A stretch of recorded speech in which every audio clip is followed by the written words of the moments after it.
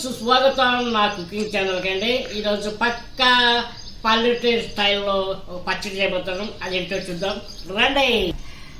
వంకాయలు అండి, 3 వంకాయలు, ఒక టమాటో, ఒక 8 పచ్చిమిరపకాయలు, ఒక 2 బెండకాయలు అండి. ఇవి కాల్చుకుందామండి. నూనె అప్లై చేసుకుందామండి. దీనికి స్టవ్ వెలిగిద్దామండి. చుట్టూ వంకాయలు కాల్చుకుందామండి. అన్ని వైపులా కాలిపోయినాయండి, బాగా కాలినాయి. దీన్ని తీసేద్దాం. ఇప్పుడు టమాటా కాల్చుకుందామండి. అలాగే బెండకాయలు కూడా కాల్చుకుందామండి.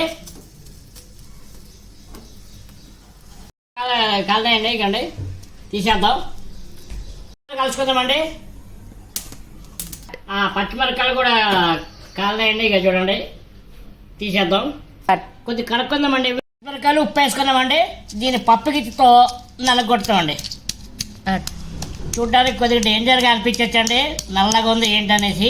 ఇదండి మనం కాలుస్తాం కదా, అందుకని నల్లగా ఉంటుంది పచ్చడి. టేస్ట్ మాత్రం బాగుంటుంది. బెండకాయలు వేసుకుందామండి. కాల్చిన బెండకాయలు, దీన్ని కూడా నల్లగొట్టుకుందాం. వంకాయలు వేసుకుందామండి.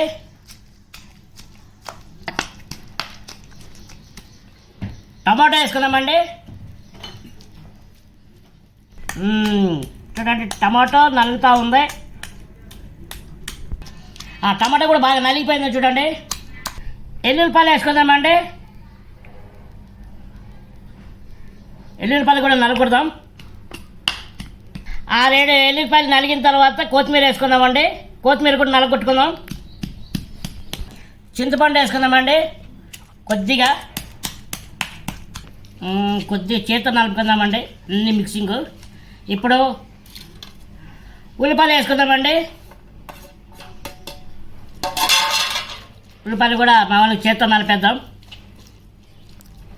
పచ్చడి అయిపోయిందండి. వంకాయ, టమాటో, బెండకాయ, పచ్చిమిరపకాయలు వేసి పచ్చడి చేసామండి, పల్లెటూరు స్టైల్. ఇప్పుడు దీనికి కాంబినేషన్ ఇదండి. ఏది జొన్న సంగటి చేద్దాం. అది ఎలా చూద్దాం రండి. నేను అన్నం చేశానండి. ఈ అన్నంతో కూడా జొన్న సంగటి చేసుకోవచ్చు. మీరు బియ్యం ఉంటే బియ్యంతో చేసుకోవచ్చు. నాకు మాత్రం అన్నం వండాం. ఇకండి చాలా ఇంత ఇది సరిపోద్దండి. ఇది జొన్న సంగటి. కొద్దిగా నీళ్ళు వేసుకుందామండి. సరిపోతుంది. మొత్తం దీన్ని కలుపుదామండి. స్టవ్ మీద పెడదామండి. స్టవ్ వెలిగిద్దాం.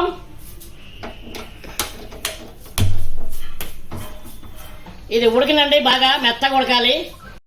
కొద్దిగా ఉప్పు వేసుకుందామండి. ఉడుకుతా ఉండండి రైస్.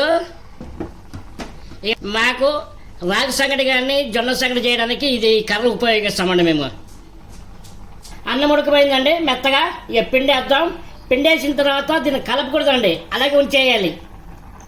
మూత పెట్టుకున్నామండి. ఇప్పుడు కలుపుదామండి. దీన్ని మొత్తం కలిపామండి. ఒక 5 నిమిషాలు అలాగా మూత పెట్టేసి వదిలేద్దామండి. స్టవ్ సిమ్లో పెట్టుకొని మూత పెడదామండి. ఓకే అండి, స్టవ్ బంద్ చేసుకొని ఇది మొత్తం కలుపుకుందామండి. రౌండ్గా ముద్దలా చేసుకుందామండి. ఇది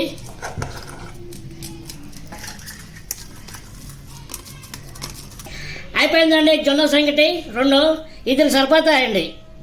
ఒక ఆకు సంగటి రెడీ అయిపోయిందండి. చూడండి లడ్డు లాగా ఉన్నాయి. దీన్ని ఇప్పుడు మనం టేస్ట్ చేద్దాం రండి. జొన్న సంగటి విత్ వంకాయ పచ్చడి టేస్ట్ ఎలాగుందో చూద్దాం. చూసిన తర్వాత మీకు చెప్తానండి.